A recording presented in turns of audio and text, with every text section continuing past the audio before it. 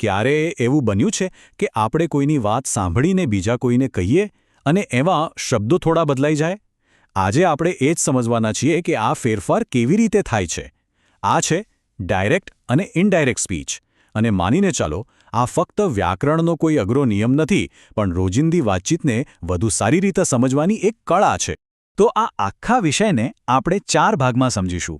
સૌથી પહેલા પાયાની વાત કરીશું કે આ છે શું. પછી એના 3 સૌથી મહત્વના નિયમો જોઈશું. એ પછી અલગ અલગ વાક્યોમાં આ નિયમો કેવી રીતે કામ કરે છે એ સમજીશું. અને છેલ્લે એકદમ ફટાફટ બધું રિવાઇઝ કરી લઈશું.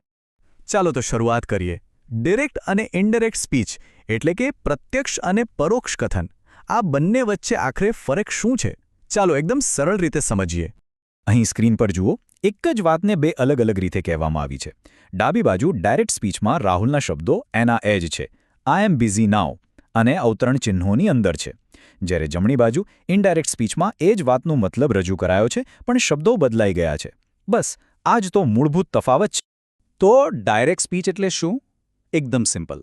જ્યારે કોઈ વ્યક્તિ જે બોલ્યું હોય એના જ શબ્દોમાં જરા પણ ફેરફાર કર્યા વગર આપણે વાત રજૂ કરીએ એને ડાયરેક્ટ સ્પીચ કહેવાય. અને એની ખાસ ઓળખ છે અવતરણ ચિહ્નો એટલે કે કોટેશન માર્ક્સ. અને બીજી તરફ છે ઇનડાયરેક્ટ સ્પીચ. એને રિપોર્ટેડ સ્પીચ પણ કહે છે.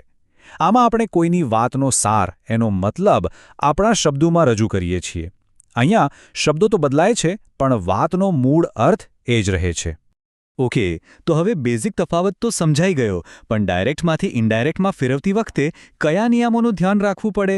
ચાલો હવે એ 3 મુખ્ય નિયમો જોઈએ જે આખી પ્રક્રિયાનો પાયો છે. આ 3 ફેરફારો છે જે આખા ખેલનો આધાર છે. પહેલું છે કાળમાં ફેરફાર, બીજું સર્વનામમાં, અને ત્રીજું સમય અને સ્થળ બતાવતા શબ્દોમાં. ચાલો એક પછી એક ત્રણેયને બરાબર સમજીએ. તો આ પહેલો નિયમ છે કાળ એટલે કે ટેન્સમાં ફેરફાર. પણ હા, એક વાત ખાસ યાદ રાખવાની. આ ફેરફાર ત્યારે જ થાય છે જ્યારે રિપોર્ટિંગ વર્બ જેમ કે સેડ ભૂતકાળમાં હોય. જેમ કે અહીં ટેબલમાં જોઈ શકાય છે, સિમ્પલ પ્રેઝન્ટ ટેન્સ હોય તો સિમ્પલ પાસ થઈ જાય, પ્રેઝન્ટ કન્ટિન્યુઅસ હોય તો પાસ કન્ટિન્યુઅસ. મૂળભૂત રીતે આપણે કાળમાં એક સ્ટેપ પાછળ જઈએ છીએ. હવે દરેક નિયમમાં એક અપવાદ તો હોય જ, બરાબર ને? તો અહીં પણ છે. જો ડાયરેક્ટ સ્પીચમાં કહેવાયેલી વાત કોઈ સનાતન સત્ય હોય, જેમ કે સૂર્ય પૂર્વમાં ઉગે છે, તો પછી ઇનડાયરેક્ટ સ્પીચમાં તેનો કાળ બદલાતો નથી. પછી ભલે રિપોર્ટિંગ વર્બ ભૂતકાળમાં કેમ ન હોય. ચાલો હવે બીજો નિયમ જોઈએ, પ્રોનાઉન એટલે કે સર્વનામનો ફેરફાર. અને આને યાદ રાખવા માટે એક મસ્ત શોર્ટકટ છે, SON રૂલ. S એટલે કે ફર્સ્ટ પર્સન સર્વનામ, જેમ કે આઈ, વી, એ બોલનાર એટલે કે સબ્જેક્ટ પ્રમાણે બદલાય. O એટલે સેકન્ડ પર્સન સર્વનામ, જેમ કે યુ, એ સાંભળનાર એટલે કે ઓબ્જેક્ટ પ્રમાણે બદલાય. અને N એટલે કે થર્ડ પર્સન, જેમ કે હી, શી, દે, એમાં કોઈ ફેરફાર નહીં, નો ચેન્જ. અને હવે આવીએ આપણા ત્રીજા અને છેલ્લા મુખ્ય નિયમ પર, સમય અને સ્થળ બતાવતા શબ્દો. જ્યારે આપણે કોઈ વાતને પછીથી રિપોર્ટ કરીએ ત્યારે સમય અને સ્થળનો સંદર્ભ પણ બદલાય છે. એટલે નાઉનું ધેન થઈ જાય, ટુડેનું ધેટ ડે, અને હિયરનું ધેર થઈ જાય છે. ઓકે, તો હવે આપણને 3 મુખ્ય નિયમો ખબર પડી ગયા, પણ ખરી મજા તો હવે છે. ચાલો જોઈએ કે આ નિયમો અલગ અલગ પ્રકારના વાક્યો પર એટલે કે સાદા, પ્રશ્નાર્થ, આજ્ઞાર્થ અને ઉદ્ગાર વાક્યો પર કેવી રીતે કામ કરે છે. સૌથી પહેલા સાદા વાક્યો. આમાં બહુ સિમ્પલ છે, બસ 2 નાની વસ્તુઓ યાદ રાખવાની. પહેલું, સેડ ટુને બદલે ટોલ્ડ વાપરવાનું, અને બીજું, બંને વાક્યોને જોડવા માટે ધેટનો ઉપયોગ કરવાનો. ચાલો એક ઉદાહરણથી સમજીએ. અહીં જુઓ, રાજ સેડ ટુ મીનાનું રાજ ટોલ્ડ મીના થઈ ગયું. પછી બંને વાક્યોને જોડવા ધેટ આવ્યું.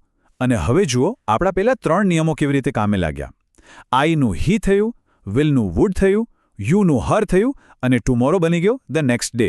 હવે વાત કરીએ પ્રશ્નોની. અહીંયા નિયમો થોડાક બદલાશે. સૌથી પહેલા સેડ ટુને બદલે આસ્ક્ડ વપરાશે. જો યસ/નો વાળો પ્રશ્ન હોય તો ઇફ કે વેધરથી વાક્ય જોડાશે. અને જો વોટ, વાય, વેર જેવો WH પ્રશ્ન હોય તો એ જ શબ્દ કનેક્ટર બની જશે.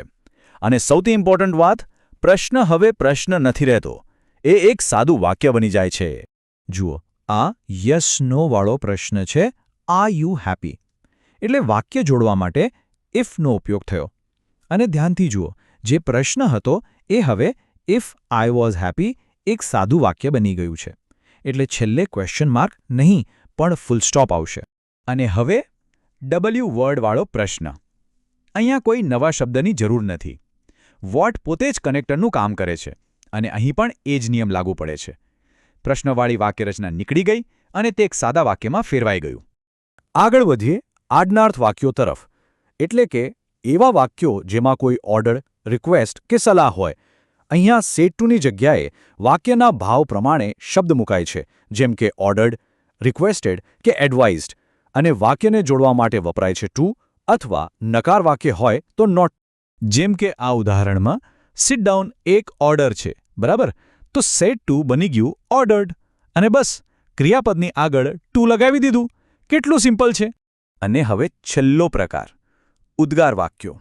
એટલે કે જેમાં એકદમ સ્ટ્રોંગ ફિલિંગ્સ હોય, જેમ કે ખુશી, દુઃખ કે નવાઈ. અહીં પણ રિપોર્ટિંગ વર્બ વાક્યના ભાવ પ્રમાણે બદલાય છે, જેમ કે એક્સક્લેમ્ડ વિથ જોય અથવા એક્સક્લેમ્ડ વિથ સોરો, અને વાક્યને જોડવા માટે ધેટ વપરાય છે. અહીં જુઓ, હુર્રા શબ્દ પરથી જ ખબર પડે છે કે વાત ખુશીની છે, એટલે આપણે વાપર્યું એક્સક્લેમ્ડ વિથ જોય. પછી ધેટ લગાવીને બાકીનું વાક્ય આપણા 3 મુખ્ય નિયમો પ્રમાણે બદલી નાખ્યું. ચલો, તો આપણે 4 પ્રકારના વાક્યો જોઈ લીધા.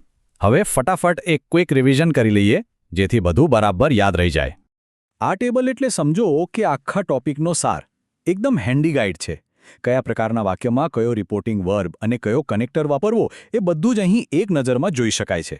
આટલું યાદ રાખી લેવાથી કામ એકદમ સહેલું થઈ જશે. તો જોયું ને, આ નિયમો એટલા અઘરા નથી જેટલા લાગે છે. થોડી પ્રેક્ટિસથી કોઈપણ વાતચીતને એકદમ ચોકસાઈથી રજૂ કરી શકાય છે. તો હવે સવાલ એ છે કે હવે પછી જ્યારે કોઈની વાત બીજાને કહેવાનો મોકો મળશે ત્યારે તેને કેવી રીતે રજૂ કરવામાં આવશે? વિચારવા જેવી વાત છે, ખરું ને?